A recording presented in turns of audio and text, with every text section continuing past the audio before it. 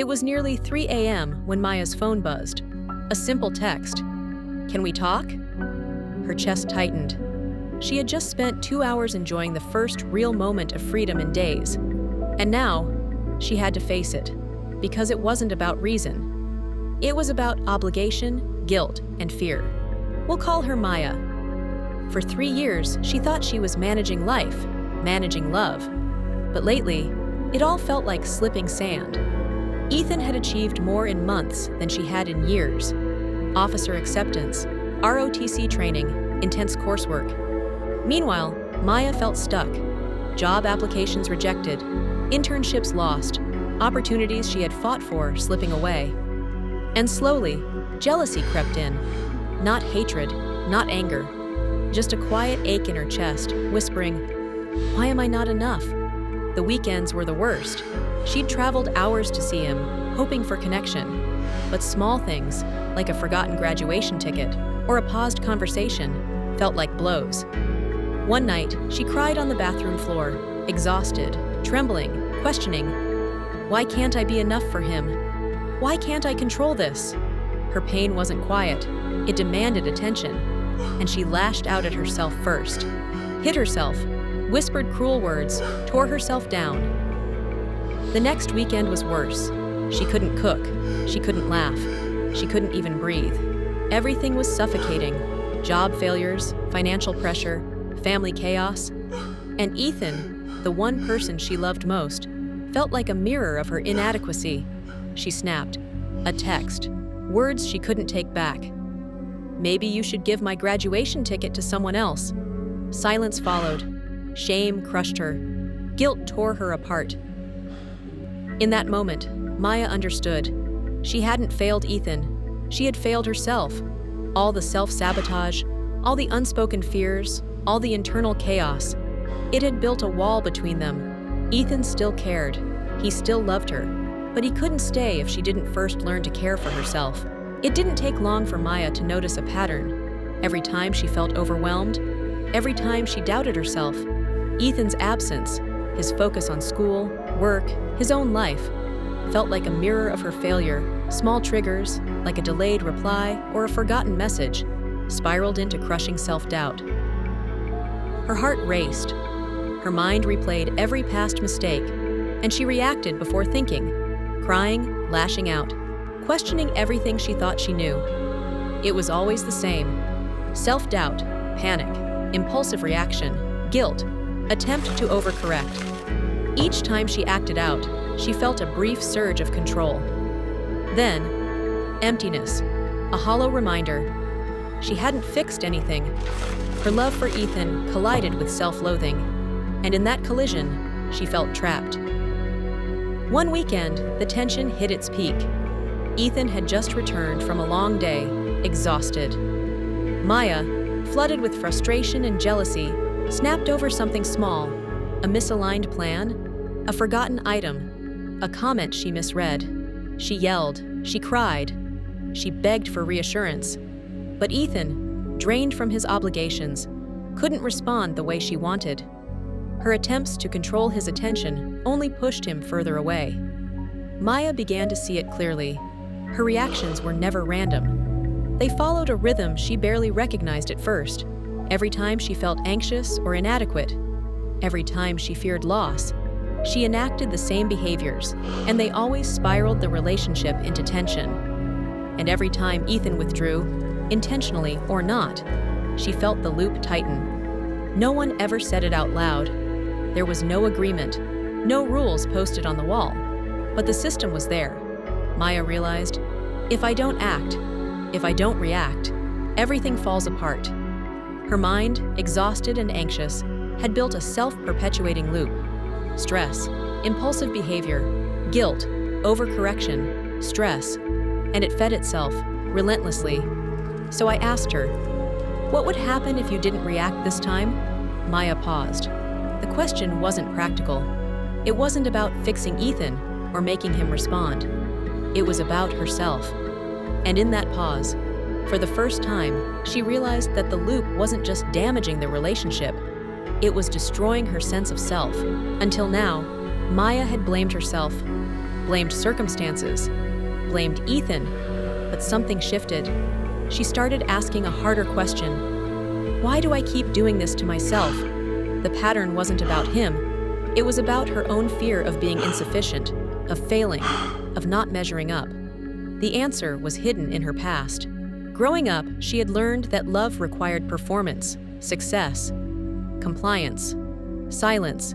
Every time she tried and failed, she was reminded she wasn't enough.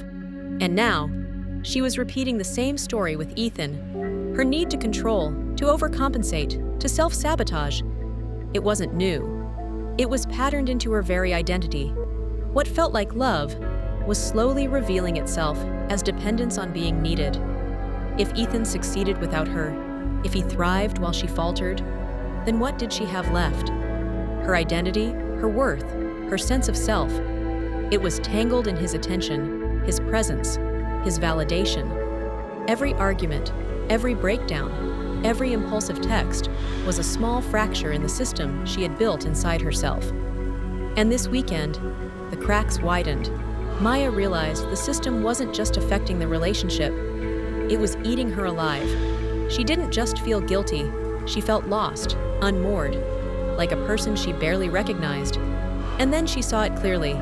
Each breakdown, each fight, each moment of despair was not random. It was a mechanical loop: fear, reaction, self-loathing, overcorrection, repeat. She wasn't failing Ethan, she was failing herself, over and over. The truth hit like a storm. If she continued like this, if she didn't stop the loop, she would lose herself completely. She wasn't just sabotaging her relationship, she was destroying her own sense of self-worth. And yet, the fear of changing, of stopping the cycle, felt unbearable, because stepping back meant facing the void of her own identity, unprotected, unanchored. Maya paused. For the first time, she didn't react automatically.